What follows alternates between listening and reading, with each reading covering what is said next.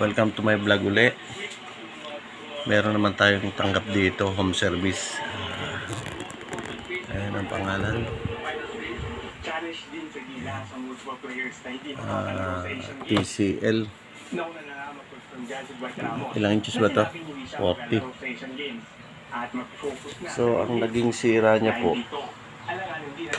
kuwanto, yung inverter niya sira.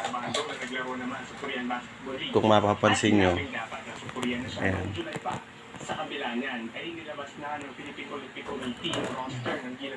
Ayan, itong diode na to inalis ko kasi shorted to. Ito, dito yan. Inalis ko din ngayon. Kinomvert ko siya ng inverter. Madali naman i-convert ng inverter. Ito, series to eh.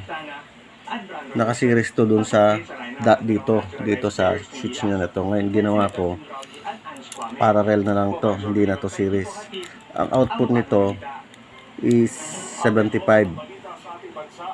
Pagka nag-load na, magiging 50 volts yan hanggang 45 volts. Ayan. Yung inverter na yan. Ayan. So, wala na tayong problema. Nakabit na natin. Testing natin ngayon kung gagana siya.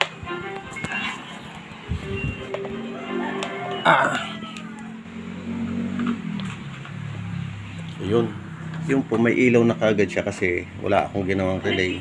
So inaalis naman ng mga array yung saksak nito. Tingnan natin kung okay na. Yun. Kita nyo, TCL na siya. Magana na siya. Ayan. Ay, kita natin. Lalabas yung audio video dyan. So, ayan po, napakasimple lang. Kung magko-convert po kayo ng inverter, make sure po alisin niyo po yung supply. Yung supply na diode papunta dito sa voltahe ng capacitor kasi baka magkakaroon po ng problema. Minsan namamatay, nabubuhay, namamatay yung main board. Ayan. So, itong na to, bibigay ko sa inyo sekreto. Itong inverter na to, pakita mo nga kung saan natin kinuha.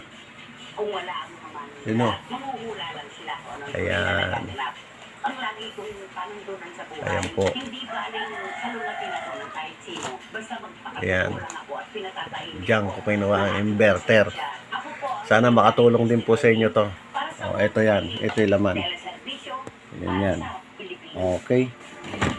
Sana po makatulong ng napakalaking tulong sa mga beginner. Yung nag-uumpisa pa lang, pwede pong gawin yan. Dapat